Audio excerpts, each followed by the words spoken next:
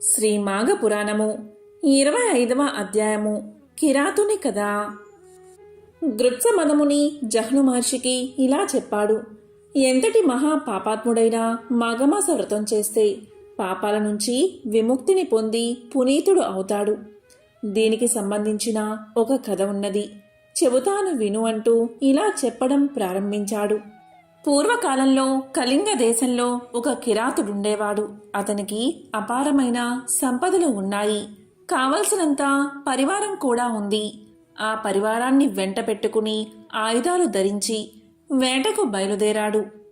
వేటాడడానికి మృగాల కోసం వెతుకుతూ ఒక చెట్టు కింద నడిచి వచ్చి అలసట తీర్చుకోవడానికి విశ్రాంతిగా పడుకున్న ఒక బ్రాహ్మణుణ్ణి చూశాడు.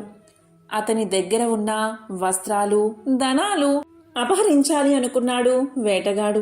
ఆ బ్రాహ్మణుణ్ణి నిద్రలేపి అతని దగ్గర ఉన్న బట్టలు, మంచినీళ్ల చెంబు, సంచి అన్నీ ఊడలాక్కున్నాడు.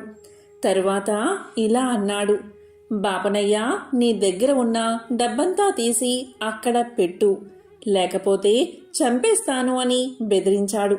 పాపం ఆ బ్రాహ్మణుడు భయపడుతూ ఇలా పలికాడు, అయ్యా, నేను చాలా పేదవాణ్ణి. వచ్చేది మాఘమాసం కదా, నర్మదా నదిలో మాఘ స్నానాలు చేద్దామని నేను వెళ్తున్నాను. నా దగ్గర సొమ్మేమీ లేదు, నన్నేమీ చేయకు అని దీనంగా వేడుకున్నాడు. ఆ బ్రాహ్మణుడి మాటలకు వేటగాడికి కోపం వచ్చి తన చేతిలో ఉన్న కత్తితో 2 ముక్కలుగా బ్రాహ్మణుణ్ణి నరికేశాడు. కట్టుబట్టలతో సహా అన్నీ వెతికినా ఆ బాపడి దగ్గర ఒక్క పైసా కూడా దొరకలేదు వేటగాడికి.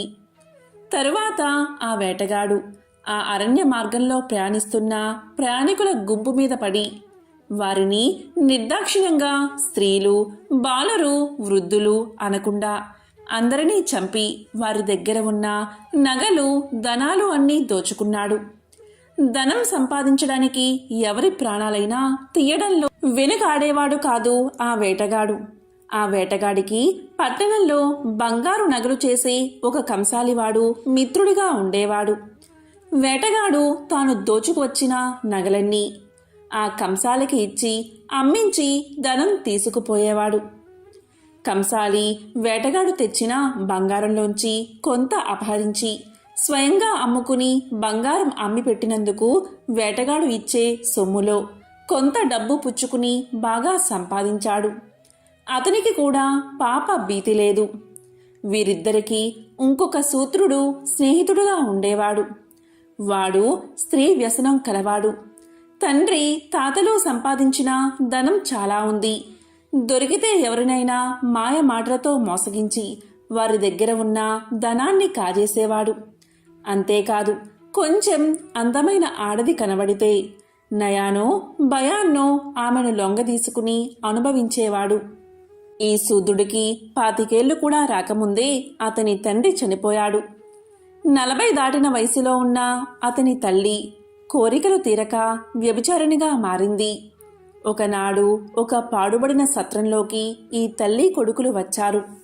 తన ప్రేమికుడే అనుకుంది ఆమె. తను రమ్మన్నా ప్రియురాలే వచ్చింది అనుకున్నాడు కొడుకు. ఇద్దరూ ముఖాలు కనిపించని ఆ చీకటిలో తమ కోరికలు తీర్చుకున్నారు. ఆ తరువాత వారిద్దరూ ఒకరినొకరు గుర్తించారు. తల్లి ఆ తప్పునకు బాధపడింది, కానీ కొడుకు మాత్రం లెక్క చేయకుండా వెళ్ళిపోయాడు.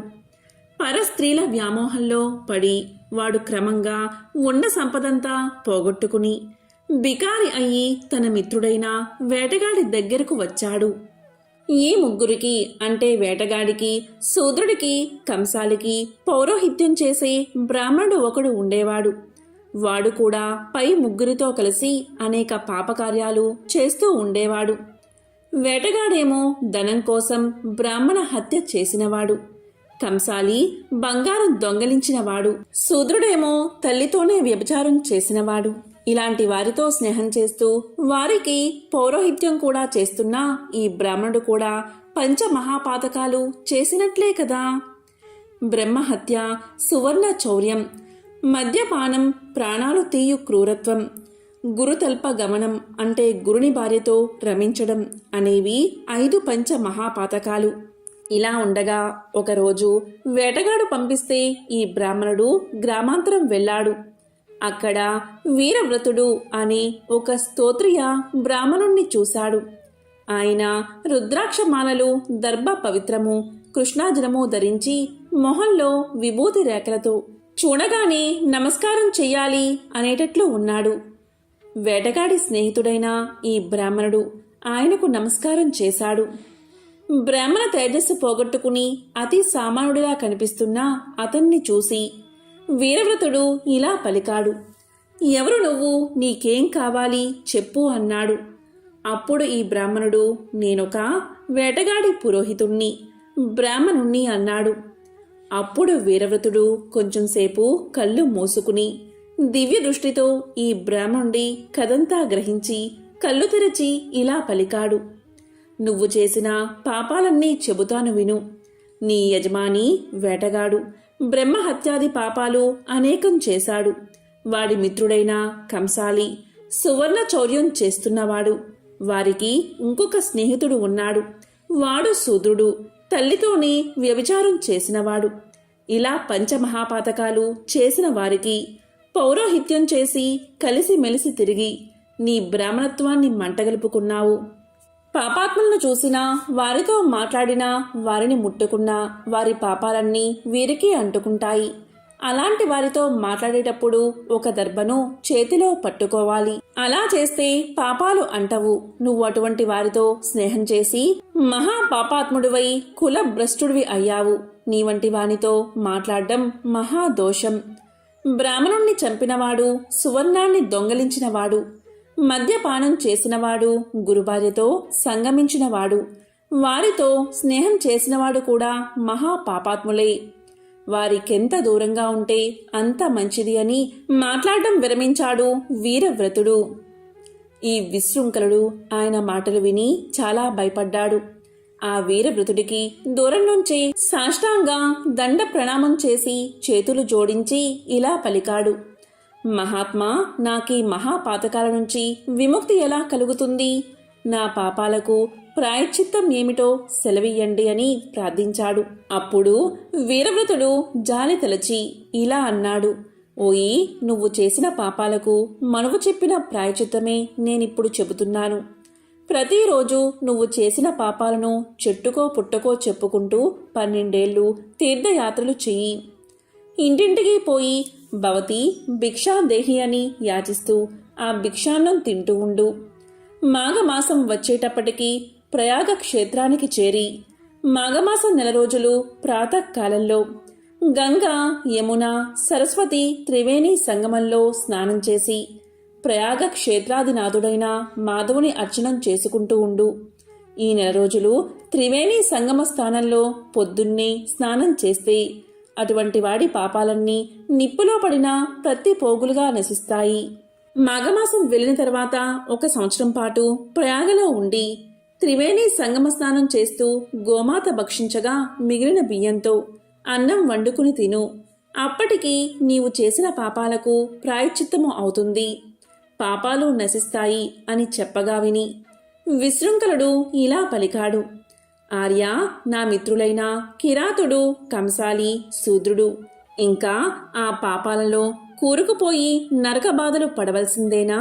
వారి పాపాలకు ప్రాయశ్చిత్తం లేదా అని అడిగాడు. అప్పుడా వీరవ్రతుడు ఇలా పలికాడు.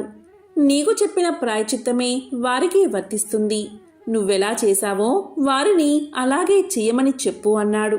దీంతో విశృంఖలుడు మళ్లీ వీరవ్రతుడికి నమస్కారం చేసి, గురుదేవా, మీరు చెప్పినట్లు 12 ఏళ్ల పాటు తీర్థయాత్రలు, ప్రయాగ స్నానాలు చేసి నా పాపాలకు ప్రాయశ్చిత్తం చేసుకున్నాక తమ సన్నిధికి తిరిగి వస్తాను. అప్పుడు నాకు ధర్మోపదేశం చేసి నన్ను అనుగ్రహించండి అని ప్రార్థించాడు. ఆయన సరే అని వాగ్దానం చేశాక విశృంఖలుడు తీర్థయాత్రలకు బయలుదేరాడు. బయలుదేరే ముందు వేటగాడు మొదలైన మిత్రుల దగ్గరకు వెళ్లి వీరవ్రతుడు చెప్పిన ప్రాయశ్చిత్తం గురించి చెప్పి, స్నేహితులారా, మీరు కూడా పాపపు పనులు మాని ప్రాయశ్చిత్తం చేసుకోండి అని చెప్పి వెళ్ళిపోయాడు.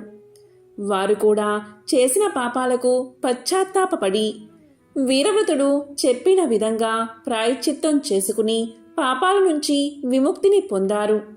ఈ విధంగా విశృంఖలుడు తీర్థయాత్రలు చేస్తూ కాశీ నగరానికి చేరి అక్కడ కొంతకాలముండి మాఘమాసం రాగానే ప్రయాగ క్షేత్రానికి వెళ్ళి అక్కడి త్రివేణి సంగమంలో స్నానం చేస్తూ వీరవ్రతుడు చెప్పిన విధంగా ప్రాయశ్చిత్తం చేసుకుని 12 ఏళ్ల తర్వాత వీరవ్రతుణ్ణి వెతుక్కుంటూ వెళ్ళి ఆయన నైమిసారణ్యంలో ఉన్నట్టు తెలుసుకుని అక్కడికి వెళ్ళి ఆయన ముందు నిలబడి నమస్కారం చేసి ఇలా అన్నాడు. గురుదేవా, మీరు చెప్పిన ప్రకారం 12 సంవత్సరాలు తీర్థయాత్రలు చేసి నా పాపాలకు ప్రాయశ్చిత్తం చేసుకుని వచ్చాను. ఇంకేం చెయ్యాలో ఆజ్ఞాపించండి అన్నాడు. అప్పుడు వీరవ్రతుడు విశృంఖలుని ఆదరించి కుశల ప్రశ్నలు అడిగి ఇలా పలికాడు. విశృంఖల, నీ పాపాలన్నీ నశించాయి. త్రివేణి సంగమ స్నానం చేత దుష్టులతో స్నేహం చేసిన దోషం కూడా తొలగిపోయింది. ఇప్పుడు బ్రహ్మ తేజస్సుతో ప్రకాశిస్తున్నావు. 3 రోజుల పాటు మంత్రాలతో అభిమంత్రించిన తీర్థాలతో స్నానం చేయిస్తాను. ఈ 3 రోజులు నువ్వు ఉపవాసంతో ఉండాలి అని చెప్పి 3 రోజులు మంత్రాలతో పవిత్రమైన జలాలతో స్నానం చేయించాడు. దానితో విశృంఖలుడు సానపెట్టిన వజ్రంలా ప్రకాశించాడు.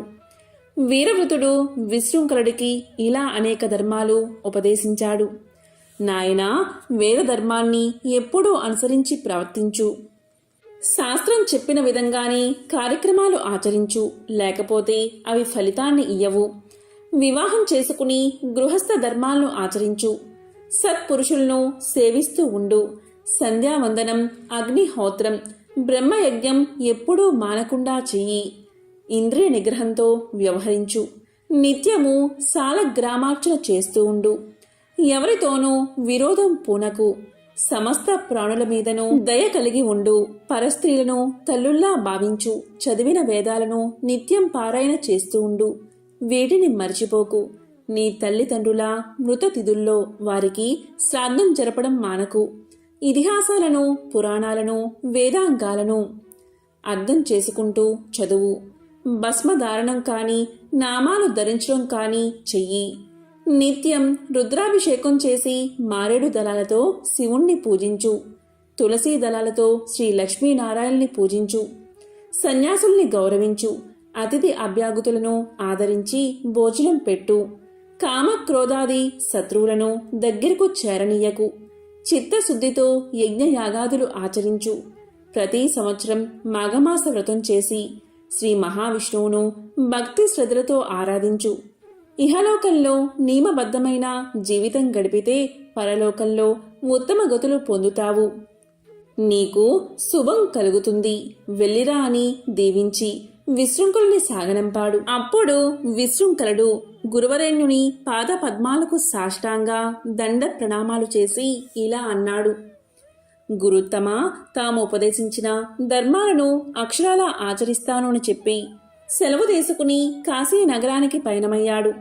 అక్కడ అన్ని విధాలా తనకు యోగ్యురాలైన కన్యను చూసి పెళ్లి చేసుకుని గృహస్థ ధర్మాలను యథావిధిగా పాటిస్తూ ఇహలోకంలో సమస్త భోగభాగ్యాలు అనుభవించి చివరికి వైకుంఠ ధామానికి చేరుకున్నాడు. కాబట్టి ఓ జహ్నుముని, ఎంతటి మహాపాపాత్ముడైనా సరే మాఘమాస వ్రతం వల్లను, శ్రీ లక్ష్మీనారాయణుడి ఆరాధన వల్లను, తీర్థయాత్రలు చేయడం వల్లను సర్వ పాపాల నుండి విముక్తుడై శ్రీనాథుని సాన్నిధ్యానికి చేరతాడు అని గ్రత్సమదముని మాఘమాసంలో తీర్థయాత్ర మహత్యం గురించి వివరించి చెప్పాడు. శ్రీ మాఘ పురాణము 25వ అధ్యాయము సంపూర్ణం.